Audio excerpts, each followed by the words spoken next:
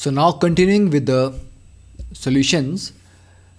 In the previous lecture we have solved up to question number 30. Now we start with the question number 31. Why is it necessary to use acetic acid and not sulfuric acid for acidification of sodium extract for testing sulfur by lead acetate test?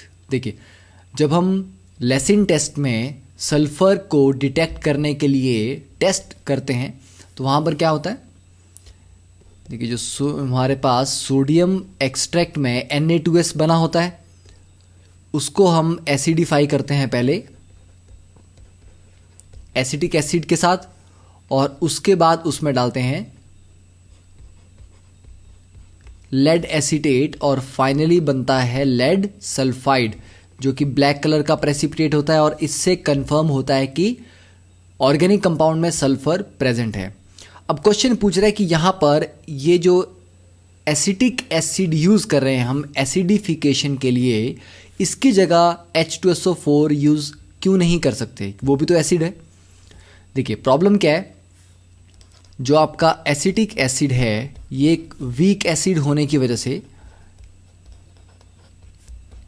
Partially ionise होगा CH3CO negative और H positive में, और जो आपका lead acetate है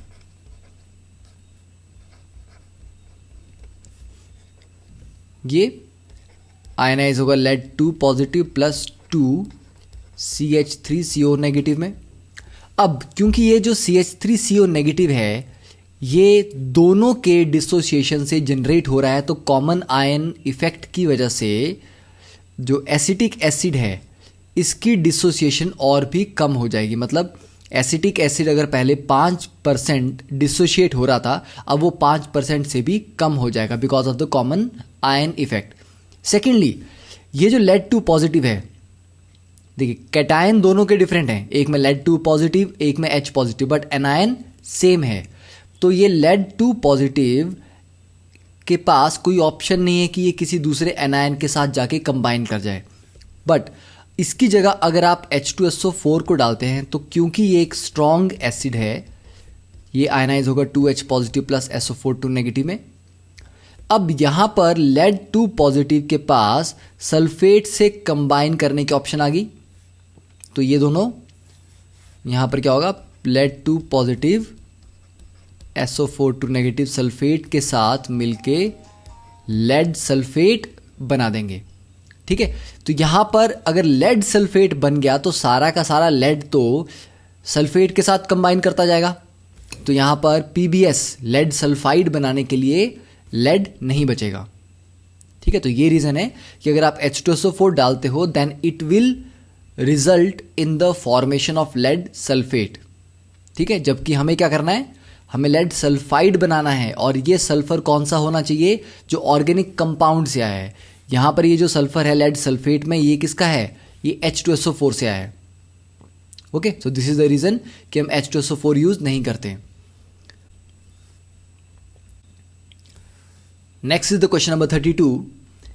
एक organic compound में 69% carbon है, 4.8% हाइड्रोजन है और बाकी का जो बचा दैट इज ऑक्सीजन। तो ऑक्सीजन कितनी होगी, 26.2%। अब यहाँ पर पूछा गया है कि calculate the masses of carbon dioxide and water produced when 0.20 gram of this organic compound is subjected to complete combustion. अब देखिए, जब भी ऑर्गेनिक कंपाउंड का कंप्लीट कंबशन अगर आप करेंगे तो सारा कार्बन डाइऑक्साइड में कन्वर्ट होगा और हाइड्रोजन कन्वर्ट हो जाएगा वाटर में। ठीक है, अब क्योंकि कार्बन कितना है 69%, तो जो भी आप अमाउंट लोगे चाहे 0.2 ग्राम लें, 1 ग्राम लें, 100 ग्राम लें, उसका 69% कार्बन है। तो हम ये बोल सकते हैं अमाउंट ऑफ कार्बन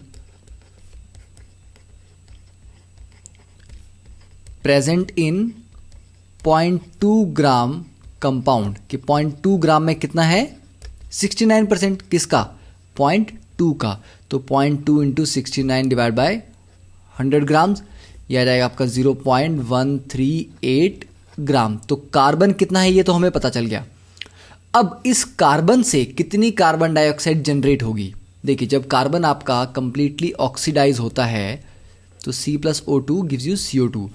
तो 12 ग्राम कार्बन 44 ग्राम CO2 देता है। ठीक है, तो हम लिख सकते हैं 12 ग्राम कार्बन गिव्स 44 ग्राम CO2।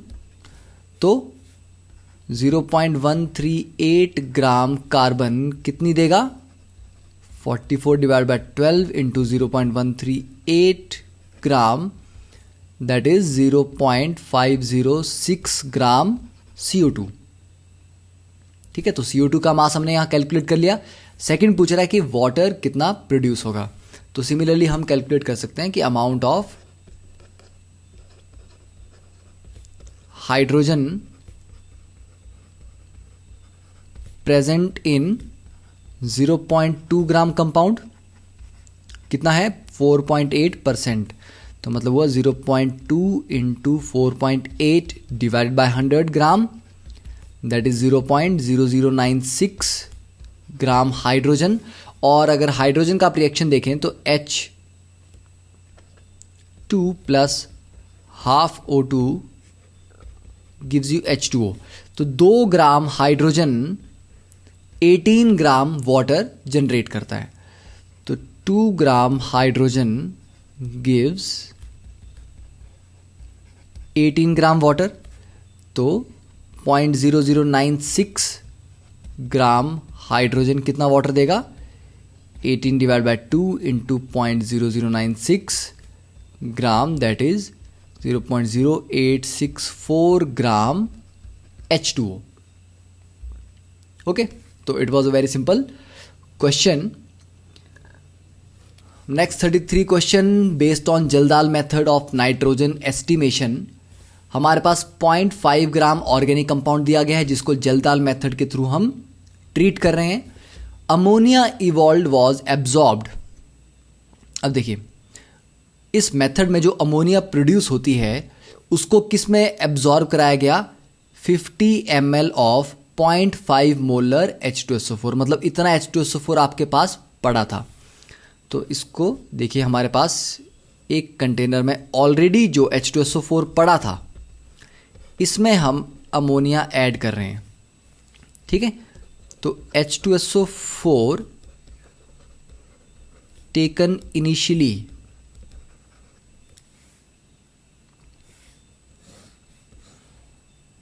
इसको यहां पे लिखते हैं। देखिए, इनिशियली कितना H2SO4 हमने लिया था?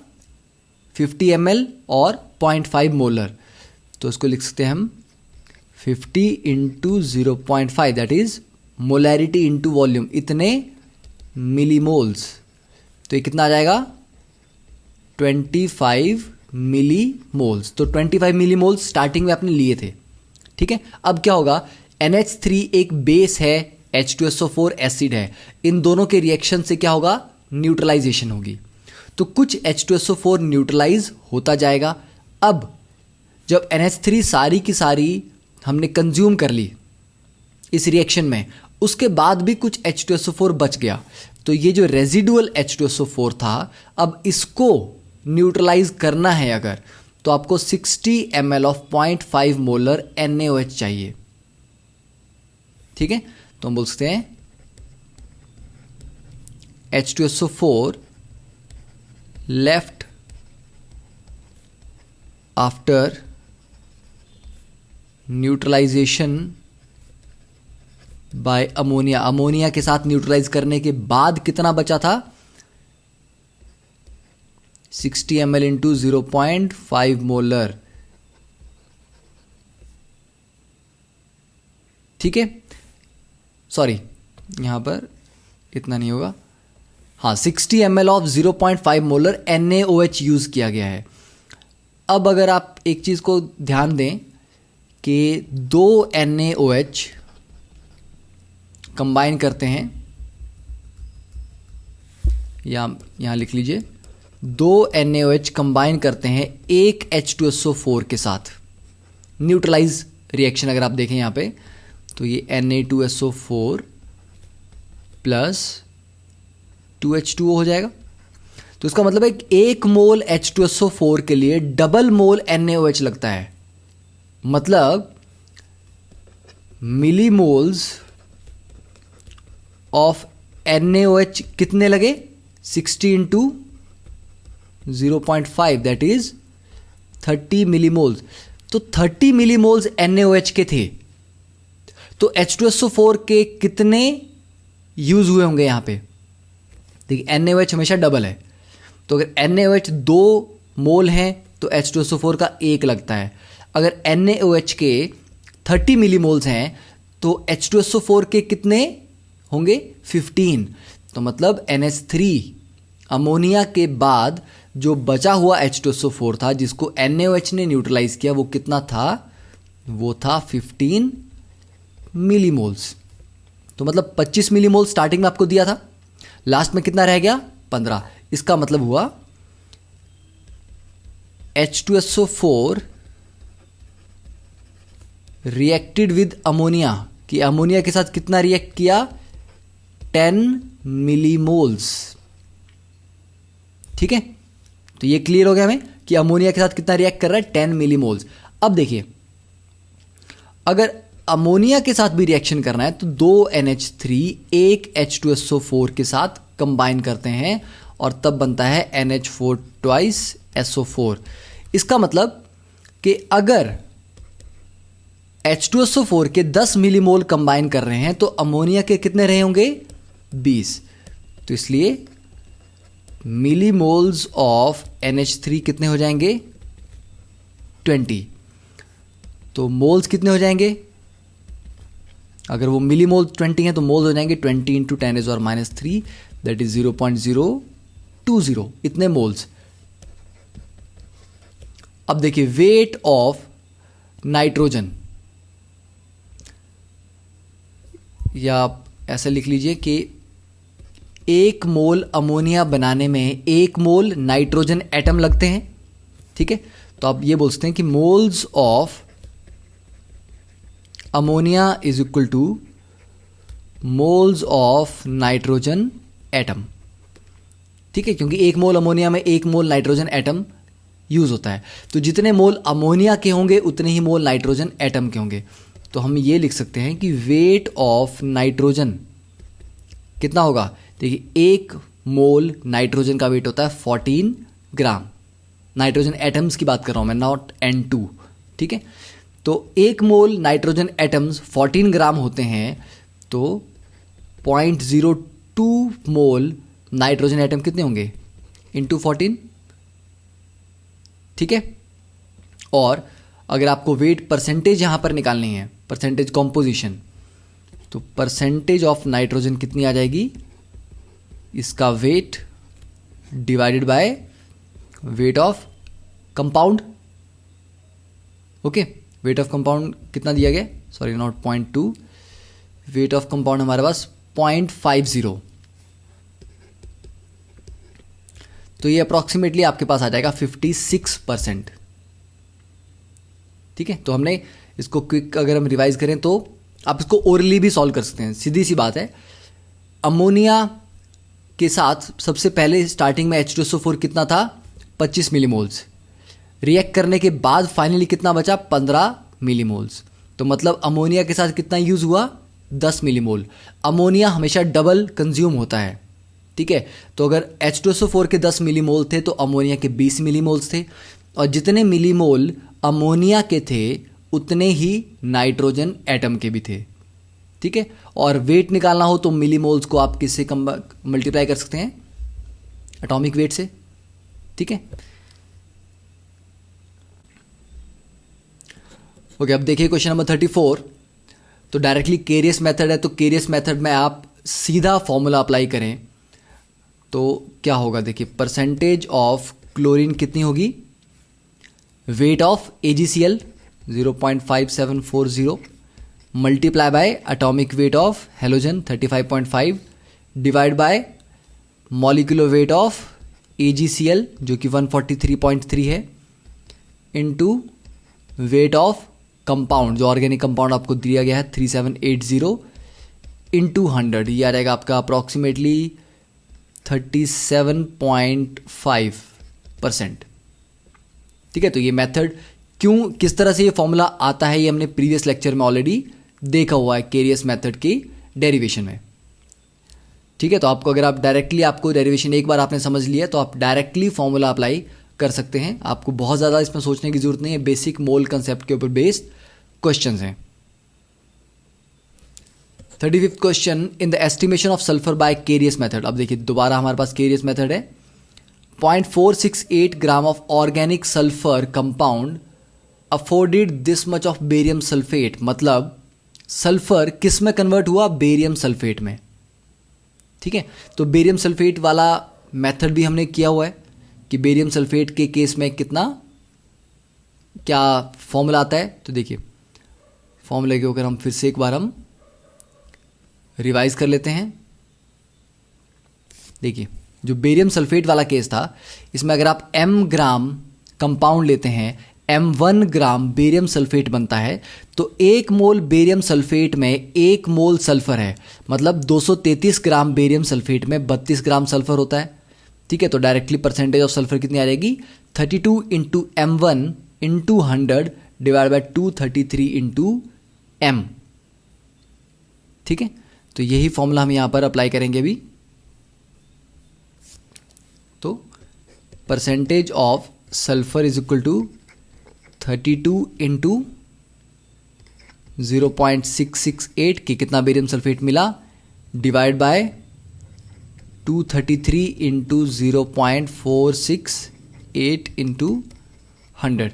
और ये परसेंटेज कैलकुलेट करने के बाद अप्रॉक्सीमेटली आनी चाहिए 19.5%। ठीक है, अब देखिए question number 36, in the organic compound CH2 double bond CH2 C triple bond CH। यहाँ हाइब्रिडाइजेशन आपको ये चेक करनी है कि जो C2C3 बॉन्ड है उसकी हाइब्रिडाइजेशन क्या है। अब देखिए ये बहुत अच्छा क्वेश्चन है कि उन्होंने दो कॉन्सेप्ट को साइमल्टेनियसली चेक किया है। एक आपकी हाइब्रिडाइजेशन को आइडेंटिफाई करने की एबिलिटी, सेकेंडली आप नेमिंग प्रॉपर कर पाते हैं कि नहीं। अब लेफ्ट से स्टार्ट करें तो डबल बॉन्ड को प्रेफरेंस मिल रही है। ठीक है, 1 पे डबल बॉन्ड आ रहा है और लास्ट में ट्रिपल आ रहा है। राइट से चलेंगे तो पहले ट्रिपल आ रहा है और लास्ट में डबल आ रहा है। अब नॉर्मली बच्चा गलती कर सकता है कि ट्रिपल बॉन्ड को ज़्यादा प्रायोरिटी दे देंगे डबल के अगेंस्ट, क्योंकि दोनों केस में देखिए अगर आप लेफ्ट से चलते हैं तो 1 2 3 4 5, तो 1,5 लोकेंट्स आएंगे। राइट से चलते हैं तब भी 1,5 लोकेंट्स आएंगे। तो दोनों में अगर लोकेंट सेम है तो जनरली कई बार बच्चे गलती करके कि ट्रिपल बॉन्ड बड़ा होना चाहिए प्रायोरिटी में, वो राइट से नंबरिंग स्टार्ट करते हैं। बट ये याद रखना है कि जब भी सेट ऑफ लोकेंट्स बराबर आ जाएं तब डबल बॉन्ड को प्रायोरिटी मिलती है ट्रिपल बॉन्ड से ज़्यादा। तो नंबरिंग लेफ्ट से स्टार्ट होगी, राइट से नहीं। इसका मतलब 1 2 3 4 एंड 5। तो C2C3 बॉन्ड कौन सा? ये है। अब देखिए ये कार्बन 3 सिग्मा बॉन्ड है तो ये sp2 है। इस कार्बन के पास 4 सिग्मा बॉन्ड है तो ये sp3 है। तो ये आंसर होगा sp2 sp3, C option. Okay, और ये देखिए दोनों sp हैं, ये भी sp3 है, ये sp2 है। Next is question number 37, in the Lassaigne test for nitrogen in an organic compound. तो प्रेशियन ब्लू कलर किसकी वजह से बनता है? It is because of Fe4 FeCN6 thrice, B option. Question number 38, which of the following carbocation is most stable. देखिए draw कर लेते हैं हम। फर्स्ट केस में एक कार्बन के साथ 3 मिथाइल ग्रुप्स अटैच्ड हैं और आगे CH2 पॉजिटिव। सेकेंड केस में एक कार्बन के साथ डायरेक्टली 3 मिथाइल ग्रुप्स अटैच्ड हैं और उस पर पॉजिटिव चार्ज है। Third is CH3 CH2 positive और fourth is CH3 CH positive CH2 CH3। देखिए फर्स्ट वाला 1 डिग्री कार्बोकेटायन है। ठीक है, इसको यहां से इंडक्टिव इफेक्ट तो मिल रहा है, डोनेशन मिल रही है, बट स्टिल 1 डिग्री है। ये 3 डिग्री है। 3 डिग्री सबसे ज़्यादा स्टेबल होता है क्योंकि 3 मिथाइल डायरेक्टली उस कार्बन को डोनेट कर रहे हैं जिसके पास इलेक्ट्रॉन डेंसिटी नहीं है। तो कार्बोकेटाइन की स्टेबिलिटी ऑर्डर आप जानते हैं कि कार्बोकेटाइन की स्टेबिलिटी ऑर्डर होती है 3 degree, greater than 2 degree, greater than 1 degree. अब इस मॉडर्न मॉलिक्यूल को देखें तो ये भी 1 डिग्री है, ये 2 डिग्री है। हाँ, अब आप कंपैरिजन में ये बोल सकते हैं कि इस 1 डिग्री, थर्ड वन और फर्स्ट वन में थोड़ा सा डिफरेंस रहेगा, क्योंकि इन दोनों में अल्काइल ग्रुप डिफरेंट डिफरेंट लगे हैं। थर्ड वाले में 2 हाइपर कॉन्जुगेशन हो रही हैं, बट फर्स्ट वाले में 0 हाइपर कॉन्जुगेशन है, सिर्फ इंडक्टिव इफेक्ट है, ठीक है। बट फर्स्ट वाले में रीअरेंजमेंट होके 3 डिग्री कार्बोकेटाइन बन सकता है। इस थर्ड वाले में रीअरेंजमेंट के बाद भी 2 डिग्री ही बनेगा, ठीक है। तो चलिए, आई होप आपने रीअरेंजमेंट्स नहीं पढ़े होंगे शायद अभी तक, या पढ़े भी होंगे, तो हम उस टॉपिक पे नहीं जाएंगे अभी। तो डायरेक्टली याद रखना आपको 3 डिग्रीज कार्बोकेटाइन ज़्यादा स्टेबल होता है देन 2 डिग्री देन 1 डिग्री। तो answer is second one. 39 best and latest technique, it is chromatography. सबसे एफिशिएंट, सबसे लेटेस्ट और अच्छी टेक्निक अगर सेपरेशन के लिए है तो दैट इज क्रोमेटोग्राफी। और last question of this chapter, the reaction देखिए CH3CH2I, इसके साथ हम एक्वस KOH यूज करते हैं। अब ये क्या कर रहा है, OH जाके आयोडीन को बाहर निकाल रहा है, मतलब हमारा जो OH नेगेटिव है ये अटैक कर रहा है और आयोडीन बाहर निकल जा रही है। तो इसकी जगह OH लग गया और आयोडीन बाहर निकल के Ki बना दिया उसने। तो हमने क्या किया, I को रिप्लेस किया OH नेगेटिव के साथ, ठीक है। तो OH नेगेटिव क्या है, एक न्यूक्लियोफाइल है, I नेगेटिव भी क्या है, न्यूक्लियोफाइल है। तो एक न्यूक्लियोफाइल दूसरे न्यूक्लियोफाइल को रिप्लेस कर रहा है, तो it is called nucleophilic substitution reaction, and this completes our chapter. Okay, so you can go through your text books, और एटलीस्ट ऑर्गेनिक के लिए मैं रिकमेंड करूंगा कि NCERT एक अच्छी बुक है, बट NCERT में ऑर्गेनिक बहुत ज़्यादा डिटेल में नहीं दी है अगर आपको कॉम्पिटिटिव एग्जाम्स के लिए प्रिपेयर करना है। सो इट्स बेटर कि आप 1-2 एक्स्ट्रा बुक्स रेफर करें, ठीक है। आप सोलोमन एंड फ्रायल यूज़ कर सकते हैं, आप Peter Sikes edited by BH Kishan वो यूज़ कर सकते हैं, बहुत अच्छी बुक्स हैं, ठीक है। तो एक स्टैंडर्ड बुक आपको एक्स्ट्रा ऑर्गेनिक के लिए परचेज करनी ही पड़ेगी। Okay, so any other queries और कोई भी आपका सजेशन हो या डाउट हो किसी भी रिगार्डिंग कि कौन सी बुक्स हम रेफर करें, किस तरह से पढ़ाई करें, you can always contact me on my mail ID। Okay, thank you, have a nice day.